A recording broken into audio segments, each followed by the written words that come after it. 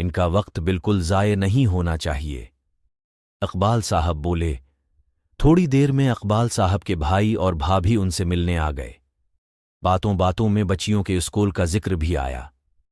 अरे भाई, बच्चियों के लिए अच्छे स्कूल की क्या ज़रूरत है भला?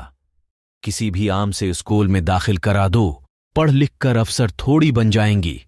शादी करके दूसरे घर ही तो जाना है। अगर कोई बेटा होता तो बात समझ में भी आती। कम उस कम कारोबार में तुम्हारा हाथ तो बटाता। लड़कियों पर इतने पैसे खर्च करना तो सरासर बेवकूफ़ी है। भाई ने इंतहाई लापरवाही से अपनी राय का इजहार किया।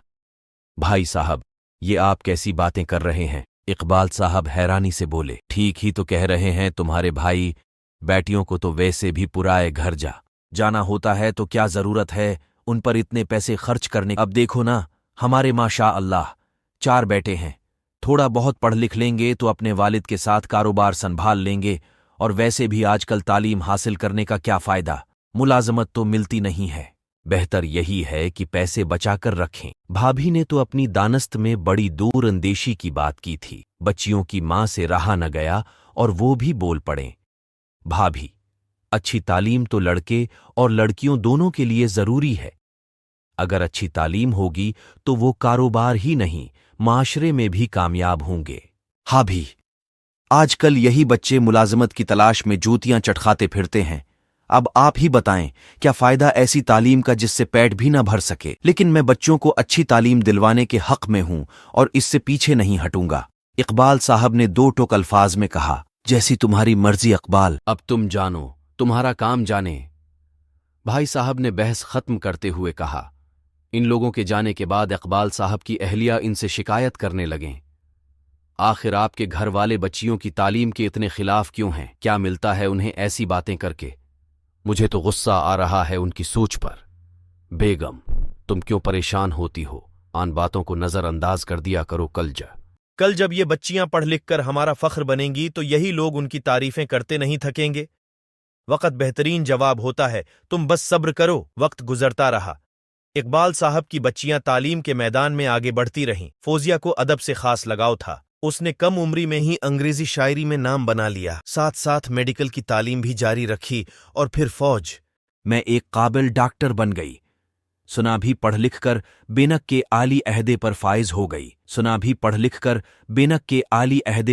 हो गई। नूर को वकालत में दिलचस्पी थी तो इकबाल साहब ने उसका दाखिला शहर के बेहतरीन ला कॉलेज में करा दिया, जहां वो 3rd ईयर की तालबा थी। कल तक जिन बच्चियों की तालीम की मुखालफत की जा रही थी, आज वो अपने खानदान का फख्र बन गई थीं। हर कोई इकबाल साहब और उनकी बेगम की आली तरतीब की तारीफ करता था। फिर एक दिन इकबाल साहब के भाई और भाभी उनसे मिलने आए।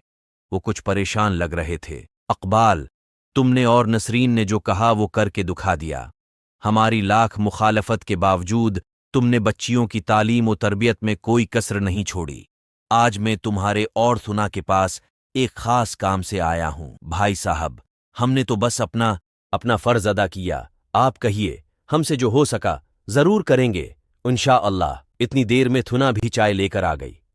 असल में तुम्हें तो मालूम ही है कि आजकल कारोबार के हालात कुछ ठीक नहीं। भाई साहब ने कहना शुरू किया। अब बच्चों की भी शादी हो गई है, ऐसे में एक दुकान से गुजारा करना मुश्किल हो गया है। मैं चाह रहा था कि थुना बेटी अपने भाइयों को कहीं मुलाजमत पर लगवा दे। माशा अल्लाह, हमारी बेटी इतने बड़े ओहदे पर काम कर रही है और फिर उसके ताल्लुकात भी हैं। भाई साहब ने बड़ी लजाजत से बात मुकम्मल की। वो तो ठीक है ताया अबू, सना कहने लगी, मगर अब के बच्चों ने तो तालीम मुकम्मल ही नहीं की, सिर्फ मैट्रिक करके छोड़ दिया। अब ऐसे में अच्छी नौकरी मिलना तो मुश्किल। तुम अब फिक्र ना करें, मैं कोशिश करती हूँ, इंशाअल्लाह सब बेहतर हो जाएगा। सना ने ताया अबू को तसल्ली देते हुए कहा। इकबाल साहिब की भाभी कुछ शर्मिंदा सी हो रही थी। वैसे हमने अपने बच्चों के साथ अच्छा नहीं किया, वो कहने लगें। तालीम बीच में ख़त्म करवाकर हमने उन्हें कारोबार में लगा दिया। अगर वो भी तालीम जारी रखते तो आज कुछ बन जाते। ये तो सिर्फ तुम और नसरीन ही थे जो हर मुश्किल बर्दाश्त कर गए, लेकिन बच्चियों की तालीम पे फ़र्क नहीं आने दिया। तालीम का जो चिराग तुम दोनों ने रोशन किया है, हम अब उसे कभी बुझने नहीं देंगे। भाभी की इस बात पर सभी खुशी से मुस्कुराने लगे। इकबाल साहब ने मुस्कुराते हुए अपनी बेगम की जानिब देखा, जो वक्त के इस जवाब से मुतमईन नजर आ रही थी।